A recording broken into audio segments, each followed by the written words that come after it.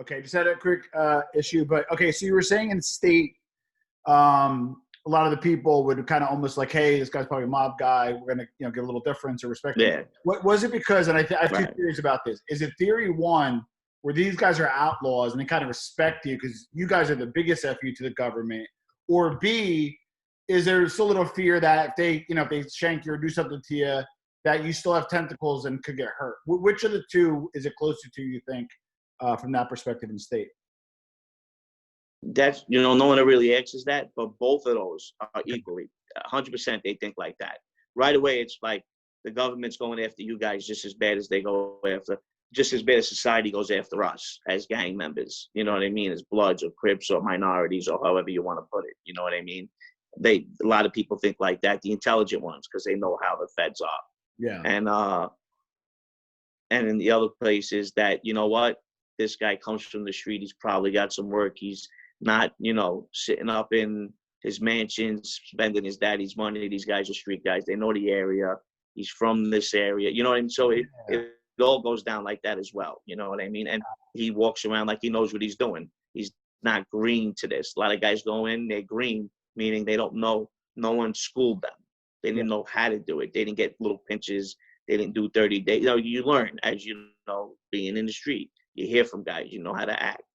You do a 30-day bid, you go, 30 days, this little bullshit thing, you go to Rikers Island for, you come home, maybe in 90 days, and you learn like that. And you gotta, like I said, you gotta know how to jail, and you gotta stand up for yourself, win or lose. Now back in the heyday, even like the 80s and 90s, let's just say you were like a made guy and you went away to state or even federal, and you got locked up just by the normal course of action. Like by touching it, because I know, like growing up, like if you touch a made guy, it's a death sentence, right? Does that count for people outside of the mafia ecosystem, where if they get kind of beat up in prison, that's almost a death sentence, or they're going to get theirs? Or has that kind of, went away a little bit? Because I want to get a feel for what the benefits are of being a made guy. Going back even to the 80s and 90s and probably in the 70s, the stories that I've heard and I've seen guys, made guys got hit all the time in jail. The thing is, from what I understand, is when you get to the gate, they say you hang your button up. Everybody's equal. We're all on equal ground. Unless there's a boss or a street boss or a consigliere, and of course they'll get more of the respect. But amongst the made guys, it's if there's a beef, there's a beef, and that's where it stays. You know what I mean? The button gets hanged up at the door, and we're all walking on equal ground because it's jail. That you can't hold that against a guy. But if you're a known made guy and you're in the street, and an associate puts his hands on you, that's a death sentence. You're never supposed to touch a made guy. And if a made guy touches a made guy, you're supposed to be shelved, and there's supposed to be consequences for that. Interesting. So you bring up a lot of, and it's funny because, when I talk to John, Gene, and yourself, and even Mike Francis, there's this structure, what they call politics or organization or whatever you want to call it. What are some of the things or the rules or et cetera? And we'll get to now soon. But what were some of the things that made the mob strong, that gives it its power? Because it seems like there's a lot of freaking rules. But what were those that made you successful, that made guys successful? And then we'll get into why they kind of abandoned some of those rules. But I want to get a feel for what made it so strong. There's a saying, and I was actually on the opposite end of that. It's better to ask for permission than forgiveness. Meaning when you're told something, you listen and you do it. You follow the orders from your superior. The associate takes the order from the made guy takes his order from the skipper, and the skipper gets his orders from the street boss, underboss, or boss himself. And that's how the structure, and that's how it stays strong. Everybody follows the rules, and everybody listens to what they're supposed to do. And you ask no questions. You get an order, not why, not who, not can we, no problem, taken care of. And that's what made them so strong. The loyalty, the omerta, that's what made them strong. The honor in it, and a lot of people took honor in that. Most mob guys are broke, where street guys that aren't even names or anybody doesn't even know are making more money than the local wise guy, because it's more about respect and honor than it is going out there and making, don't get me wrong, they all want to make millions of dollars. They just all don't, because they're just Some of them guys aren't money makers, but they know how to follow rules. They know how to take orders. And that's what kept the structure so good for so long. Once guys stop following the rules, once guys start thinking they're bigger than the life, which nobody's bigger than the life, regardless of what era it is, that's where things start to fall apart. Now, Like, listen, there's a certain situation. I'm going to give you just a quick breakdown real quick. Please. One of my situations, and I can give you a breakdown of, like, say, Gene's case, right? They were on a piece of work. Gene was the third guy on it, right? It's public knowledge. It's written. It's in paperwork. I'm not talking about somebody's business that's not out there, because I don't like to talk about people's business. But he's a friend of mine, and his case is a little bit different because the blame all goes on him for whatever he did. And, you know, the label rat. Everybody in that life is a rat. I get brought into a sit down, and they say to me, "Okay, so was so and so selling drugs? Now that's my skipper, right? I got to tell him the truth. Now I'm ratting on my friends who's selling drugs, right? But that's okay. I could give a guy up that could possibly get him clipped, but that's okay. That's not a rat, right? So now you got Gene, who's a third shooter on a hit that's conspiracy to commit murder, attempted murder, and they send a guy who's cooperating, wearing a wire, with his co-defendant, Bobby G. Alonzo, who was his boss's nephew at the time, that's supposed to be straightened out for this hit. And he freezes, he botches the hit. Gene, who's the third man, is the only one that fires 6 shots into the car. And he's the only one being blamed to be a rat. Now, that's a conspiracy to commit murder because you discussed going to do it. It's an attempted murder because you were going there to do it. Just because you didn't go through with it doesn't mean that it's not an attempted murder. You were going there to do it. And now the guy that was with you as a second shooter who got you out of there was wearing a wire and cooperating. So now you got cooperator 1, who was wearing the wire, cooperator 2, who was cooperating, cooperator 3, who was the kid that was supposed to be the shooter, and then cooperator 4, who is Gene. But you only talk about the 3 guys, not the third guy, who was an associate 3, and he's never did a day in jail. He's walking around the neighborhood believing in God and preaching God, and that's okay. How did they let that guy off? And you got Gene out there. He's a rat. He's this, he's that. And this guy was on an attempted murder and a conspiracy murder and never spent a day in jail. But that's okay because he's the nephew of a skipper. So now, how does that all work? That's not a rat move. That's a rat. I mean, if you want to use the word rat, I don't use it. We don't use it. But now you got this guy's walking the streets and nobody's saying a word to him. And he was on a conspiracy to commit murder and attempt murder because it was his murder. It was his murder. But you got a guy like Gene, who was the third man, and they want to cut him up and call him names. That's what it is today. Now, on my situation, we got a guy that comes home from doing 20 years. This guy's a rat. That guy's a rat. This guy's a rat. That guy's a rat. And then I find out recently he's doing stick-ups and robberies with a kid that a friend of him presented him paperwork with. And then I approached the guy and I asked him something. And I say, but this guy's a rat, that guy's a rat. They give you paperwork on a guy. Paperwork, not hearsay. Receipts. And his answer to me is, hey, you didn't tell on me. But now you're a guy who's been away for 20 years because somebody did tell on you. And now it's okay. We're making exceptions for people. There's exceptions now in the life. Well, that was somebody's nephew. So we're going to forget that he told because he didn't spend a day in jail. So he had to tell, right? It's public knowledge. It's written in the paperwork. This guy was on attempt murder and a conspiracy to commit the murder, because that's what you have to talk about before you go do it. That's what conspiracy is. And never taken in, never brought in. And then a guy like Gene gets all the blame for it, gets the word, he's a rat, he's a rat. What's this guy? We're going to forget about him? And now you got this guy who's a known shooter and a tough guy and did 20 years and working with a known informant, but he didn't tell on him, so it's okay to put working with him. Now, you see how none of it matches up in today's day and age? Correct. Well, so so it's funny because I look at it from a business standpoint, and that's where the cracks start to come. Whenever do as I say, not as I do, you know, hey, respect this rule and do this and do that. Meanwhile, in the back, you know, it's a total opposite. And I think that's where things get tripped up. And we chatted a little bit yesterday on the phone offline. And one of the cool things you were telling me about were some of the real gangsters that you kind of came across throughout the years that were true to it? I think you mentioned like Vinny Gorgeous, and there were some other guys. Who were the guys that you respected back then that like were legit? You mentioned Vinny Asaro, that were legit. Like just these guys were gangsters through and through. So if you don't mind sharing who you looked up to and who, in retrospect, were the real guys during your tenure. Well, there wasn't really too much looking up to, but respected in the life. You know, guys like a Nicky Carrazzo, a Ronnie One-Arm, you know, a Joe Watts, a Danny Marino, you know, the whole Gemini crew, you know, that whole Roy DeMeo crew that you know, I wasn't around for it, but you've heard stories, and, you know, that whole crew, you know, just taking life sentences and seeing what the life is about today. And these guys are doing, you know, natural life. And this whole thing is watered down for what they wanted to stand up for. You know what I mean? Like I said, I'm not promoting it. I have children. I don't want anybody to ever think that this is the choices in the life that these people chose, and what people turned this life into. Like you were just saying, it's not do as I say, not as I do. Yeah. And like that goes back to, like I said, I was a guy who would always never ask for permission, you know, always ask for forgiveness, because they what are you going to do? You give a nice envelope and you ask for forgiveness, and it's forgotten about what you did.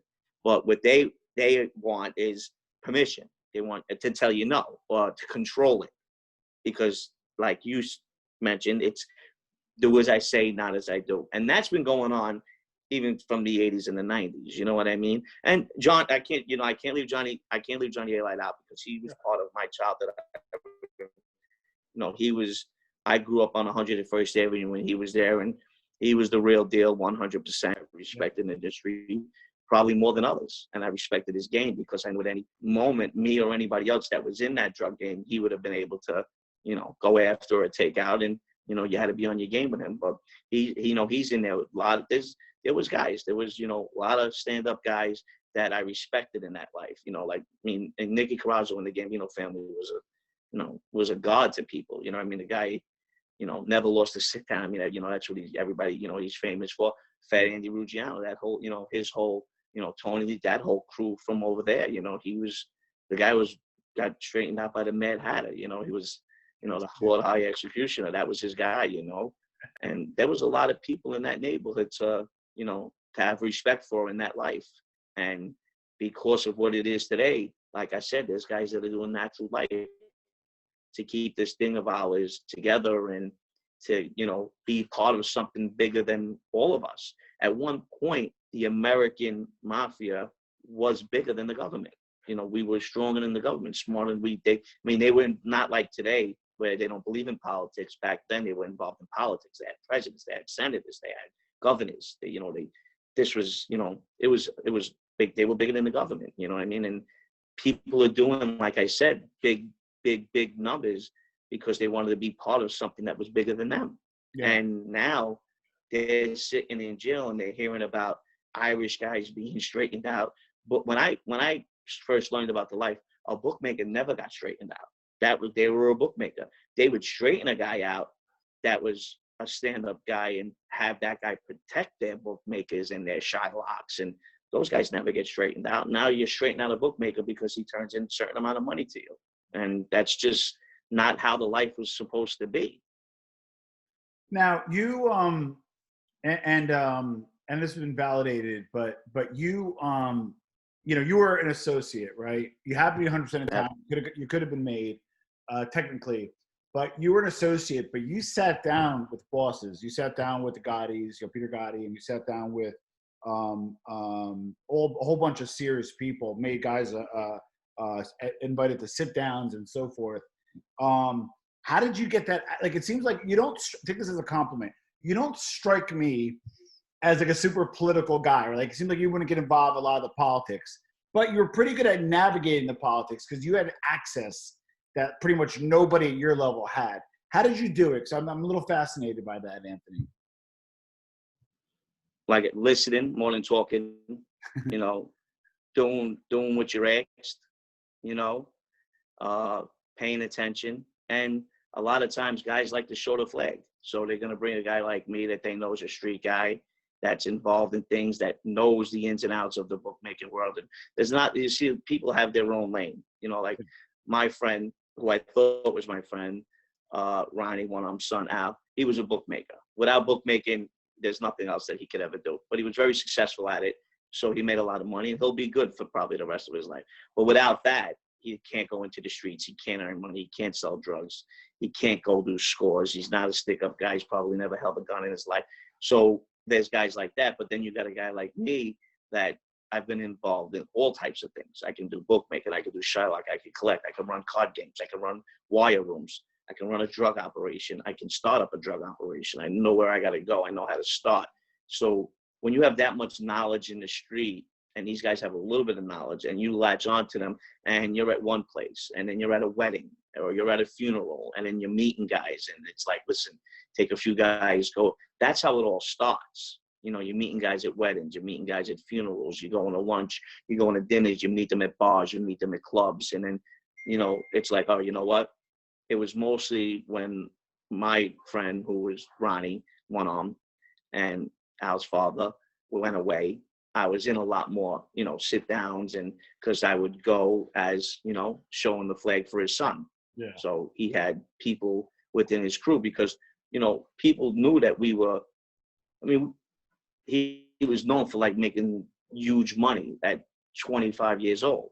So like I said, and I've said it before, we were like the princes of the city. Like everybody, everywhere we went, anywhere we went, you know, guys could, like we were talking about the other day, there was a guy just came home, had 5 bodies, copped out, did 30 years, and they stopped him at the door of a local place that we were going to hang out in a bar, because they didn't know who he was. And then I walked in with this guy who was 25 years old, who's never cracked an egg in his life, but he's well known throughout the life, earning money, sitting with high bosses, and they part like the Red Sea when he walks in the joint. You know what I mean? Yeah. So that's how it all winds up happening. And then you're at a feast. You're at the St. Gennaro feast, or you're at the St. Rosalia feast on 3rd Avenue, on, you know, Bay Ridge and 18th Avenue over there. And you're meeting these guys and them guys, and you wind up, you know what, sitting down with them and talking about something. And then I have my own beefs, bookmaking beefs, Shylocking beefs, drug beefs, and I get told, just go on my own and sit down. Go ahead, don't worry about it. You know, they know who you're with, they know who you're around. And that's how all of that adds up to being around and sitting down with and breaking bread, or in a sit down with guys that are on the upper echelon of crews and different families. And that's how it all starts. And it all really is being in the life that long, you know, being on the street 38 years, being around that life for 20. Yeah. Now, in the mob world, and we'll get into a little bit of, because we got to get into some of the tough stuff, because people are going to think it's all good, right? So the Gambino family and the Genovese family historically have been, well, the Genovese is considered the Ivy League, as you know.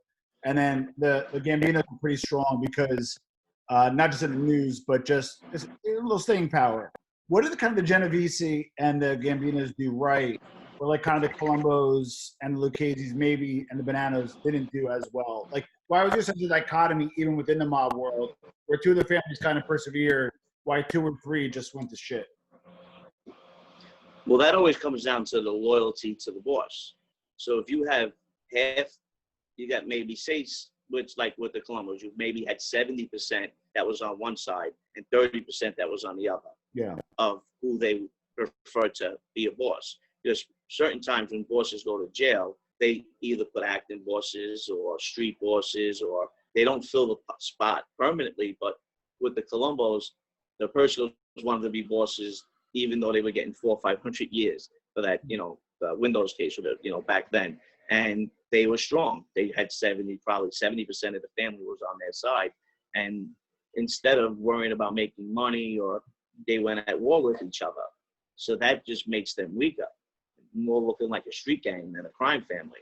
Now the Genovese, they were actually a family that never even reported how many made guys and how many skippers they would promote, because they just felt like, I mean, they were straightening guys out in bathrobes, which I thought is a disrespect. If you know, want me to be part of your family and you want to straighten me out, then you need to trust me enough to walk in a place and straighten me out with what I have on.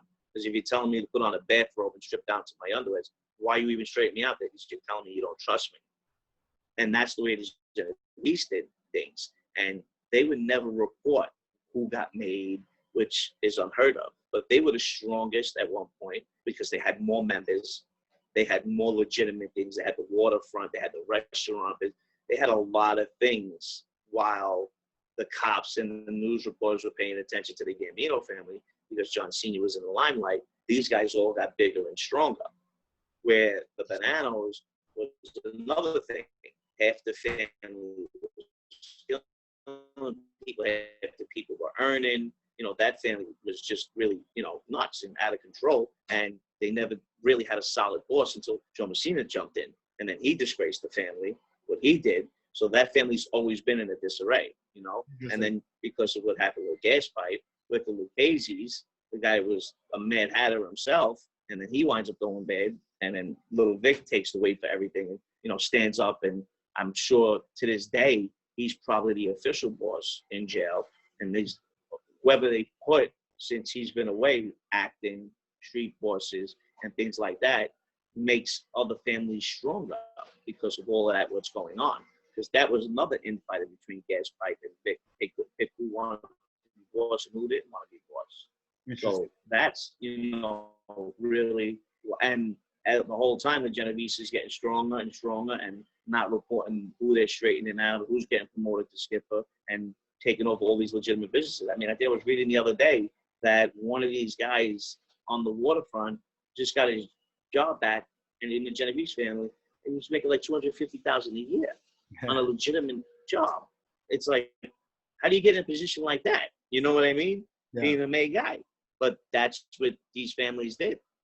Interesting. So I want to ask you some questions before we kind of wrap up, because you've been super generous with your time. What's the most money you ever made in a year? What was your best year in that life?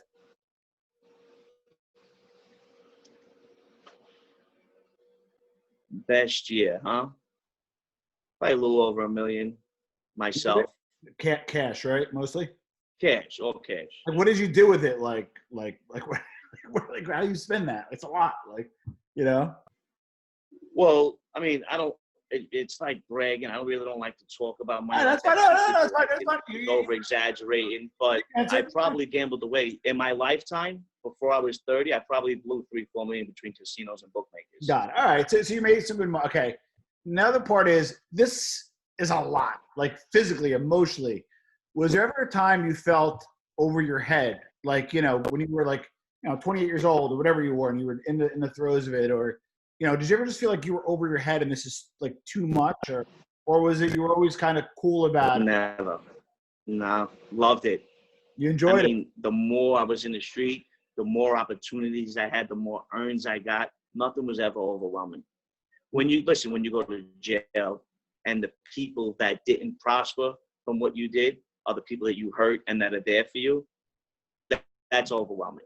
You know what I mean? Like your family, your kids, your wife, brothers, cousins, uncles, you lose them along the way because they're there for you when nobody else is, and they were never part of that life. So maybe times like that, but other than that, whenever I was in the streets since I was a kid, there was never, if you're a real street guy and you're really down for the life and that's what you focused on, everything that comes your way, you think it's Christmas morning, another earn. You can't let it overwhelm you. You learn how to piece it out. And, it's not like you're going to work and you're going, and that's your side job. 24 hours a day, 7 days a week, that's what you can focus on. You know what I mean? So you have enough time to sit down and think it through and how you're going to work it. And there is some things you got to delegate to other people or pass off to somebody else, or, you know what, that's a little bit too much. I'll let him take, that Shylock money from over there, or let him keep the card game. I'm going to focus on the bookmaking. You learn all of that, being on the street, doing things. Yeah. Now, you're older now.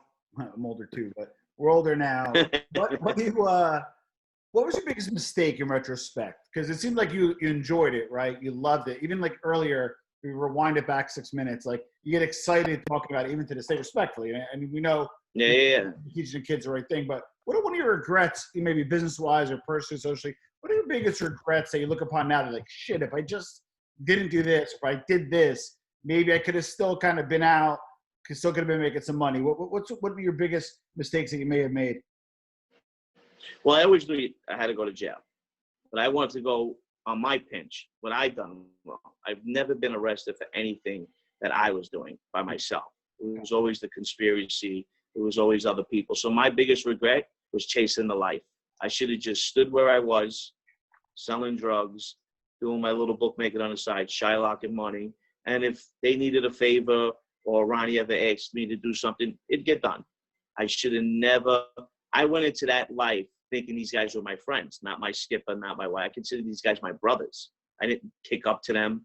I didn't look up to them. I thought them as my equal. I knew they had their button. I knew one was a skipper. Like I said, in my crew, it was 2 main guys and a skipper and me. You know what I mean? And I didn't look at them like that. I looked at them as my brothers. I really did. You know what I mean? And that's what hurt me the most. So my biggest regret was I should have been a friend from afar and stood in the street life without mixing it with chasing the life. And I went in to chase the life. So and that's my only regret in the street. Yeah.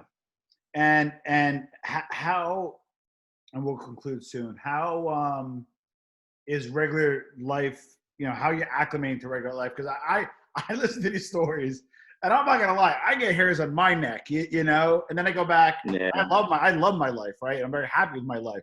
But you lived an alternative reality, and then now living kind of quote unquote a regular life. How you dealing with that? How you reconciling that? You know what? I know that it's kind of like, I guess, when people go to AA or NA, like it's one day at a time. It really is. Getting up, going to work, putting that 9 to 5 in. You know what? The working man's the real tough guy, because getting up, doing the same thing every day, and nothing changes, and the paycheck you look at, and you know you have to accept it, but you're like, I can't believe this is what I get up and go to work for every day. But to change your life, and it's not worth it in the end to do the jail time. It's not worth it to lose friends and family. It's not worth it to hurt people. And for what? The little bit of extras. I keep a roof over my head. I keep clothes on my back, food on my table, paying my bills. I'm taking care of my responsibilities. And right now, that's what matters to me. And you do have to, if anybody tells you they don't miss the life, they don't want to be in the streets anymore, it's all bullshit. Everybody misses the street. Everybody wants to go back to the street. You just know at a certain point, you can't anymore. You just can't. It's just, you can't cut corners. You got to do the right thing. And it's hard. It's hard. It's my first time I've ever worked in my life, and it's hard. But you got to do it. You just know every day when you wake up, this is what needs to be done. Kind of like though in AA, did you, after you got out, and then after you kind of got reacclimated to the world, you are doing some publicity, so you're not hiding, which I like, because you're a real man, right? You're saying, hey, here I am. Have you ever made amends to anybody? Kind of went back to some associates or back to family members or civilians even, and just kind of said, hey, you know what? I'm a different guy now, and made amends? Or is that, something you're staying away from, where you completely abandon that life and you're just, kind of doing your own thing? I want to get a feel for where, like, your process on getting from here to there. I'd be lying to you if I told you I was a different man. Yeah. I'm a changed man because I have to be. I'm still the same person. Okay. If anybody tells you anything different, like I said, it's a lie. You just don't change. You just don't become different. It comes with time. And now I'm changing. I'm evolving to this person. And I have to be comfortable with it first before I can go ahead and apologize for things that right now I still don't know if I'm wrong, or it's a struggle. So amends, I really, just family. Yeah. I really don't need to make amends with any friends, because I was friends to everybody. I was always a good friend to people. I always did the right thing. But right now, I'm still that guy. I just can't be in the streets committing crimes. But you still think like one, just in the legitimate world. So maybe I still got a little chip on my shoulder. Maybe I'm still holding grudges. But change comes in time. Time. I got locked up 5 times my first year home. And for bullshit things, assaults, arguments. And it's just trying to evolve as a regular person, as a civilian, as they say. It's hard. It's very hard. So I am changing. I'm a changed man from what I used to be, but I'm still the same person, just not committing crimes. Now I have 2 more questions, and then if you want to share information how to find it in terms of social media and stuff. If not, it's fine. Two questions I have. One is I've had some pretty big people on the show, some people from that world, and to be candid, when I had some people on, I got reached out to like on social media, email. Like those are my biggest shows where I get a lot of shit for, right? Yeah. You've done a decent amount of media, and nobody really MF'd you, like in the comments or publicly. It seems like you were almost like kind of good with everybody. Like almost like, and it's weird because you don't come off this way, but I think like you politically, like I think like if I walk around Howard Beach or some of these places that mention your name, I don't think I'm going to hear a lot of bad shit. You know, I mean, how is that? Because like, I love John to death, but if I have John on my show, I got to like prepare my phone, and I love John as a friend, but I get some shit, But with you, I've been following you, and you don't kind of get publicly, you're not getting a lot of stuff. So have you always like been like out of the limelight? Have you always like made sure people made money? Like, how do people not hate you? I was the guy that was friends with everybody. I didn't make enemies out of anybody. If you were an enemy of mine, it had to be really bad. If I came to you and I was extorting you, or I had to get money from you, or I try to make business with you. I try to make deals with you. We were talking about that. I was shaking down a pot dealer, and a guy who's kind of stand-up guy, and he didn't want to kick up, and I was like, listen, what are you paying? He would buy probably 10 pounds of hydro at a time, and I was like, what are you paying? And the guy was like, listen, I pay 40,000. I said, right, listen, I'll give it to you for 35. Now that extra 5,000 that you got to kick up, right there, you make it, and it doesn't hurt you. That's the type of guy I was. And I was friends with the bookmakers. And the guys that I was friends with, I did the right thing by it. They needed something done or they needed a favor, I protected them. You know what I mean? If they had a beef or they couldn't handle it, I'd see what I can do. And I got along with everybody, different crews, Gene's crew, his skipper, his guy. I got along with them my whole life, my crew, all the guys in that family, anybody I've ever met or spoke to, or I got along with them. You know what I mean? I never try to make enemies out of anybody. And if there's anybody that is out there that has something bad to say about me, they weren't in the streets, because they knew I was every day. Anybody that was in Ozone Park, City Line, East York, have seen me every day, seen me in the streets. I was there. It wasn't a front. They knew what I was doing. Did I keep my business on the low key? Absolutely. I didn't run around waving a flag on what I was doing this week. If it was pot, if it was coke, if it was pills, I was involved in a lot of things. So no one could ever pinpoint actually what I was doing. And I didn't go around talking about my business or anybody else's. I think I've said it on another show. On my last case, there was 400 hours of tapes. I wasn't on one. Wow. Not one tape was I on. Wow. And one last question, and then you could share what you would like to share, is you were an associate, so you're not like doing the dichotomy of like, hey, like the mob like was not allowed to do drugs. You were saying, hey, I wasn't a made guy. So when you and I spoke, you said this is true. Like if you're a made guy, you're not supposed to deal, you're not supposed to be involved. Is that still true today? Like, or is that the one rule? Because like you always hear like on one end, the Godfather is like, I don't want my neighborhood. And then you hear people getting clipped for getting involved. But on the other end, Gene was telling me there's a little bit of hypocrisy there as well. So walk me through that before we conclude, because I'm interested to hear about that. Every made guy, every skipper has their guy. I was that guy. So they necessarily didn't sell drugs, but they shook down drug dealers. Got it. So they couldn't necessarily go to the guy and say, this is what happened. They would come to me, because I was involved in that world, and say, listen, go see this guy, let him know he's got to show our flag, and he's with us, and he's got to pay tribute. And that's how it would work. And that's how made guys and skippers would be labeled drug dealers, but they would tell you they're not. Got it. You know what I mean? They stay away from it. I got nothing to do with it. I don't see it. I don't know I'm not around the guy. I never even met the guy, which is true, because I'm the guy in the middle to take care of that. And guys have that. You know what I mean? Gene was for his guy. He probably necessarily wasn't involved in drugs, but I'm sure Gene was shaking drug dealers down or robbing drug, whatever he was doing. There was somewhere along the line they were getting drug dealers. And every crew has an associate or somebody that's going to go out and do that for them. No one stays away from it. That's where the money is. So it's plausible deniability. All right. So Anthony, are you available? Like how can people find you? Or Yeah, listen, I just yeah. hope, yeah, I'm really not out there like that. You know what I mean? Yeah. Just trying just to preach a positive word to people just to stay out of the streets right now. Like I said, I'm no role model. I'm not, but I have kids and, I don't want, anybody else's kids to be involved in that. I'm helping a few guys out right now. I'm on Instagram, Hootie282.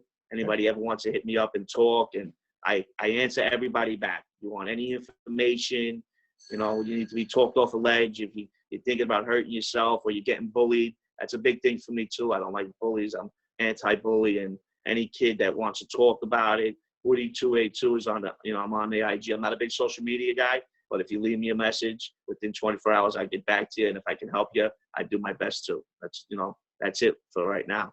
Love it. And I really appreciate you coming on. As you know, like people watch the show, our interviews are a little bit differently done versus others. I appreciate you kind of going along that thread. I'm selfish. I want to know certain things, and that's why people watch. So I appreciate you being on the New Theory podcast. Hey, Tom, thanks for having me. And I like to come back another time. If you ever need me, let me know. Be happy to have you.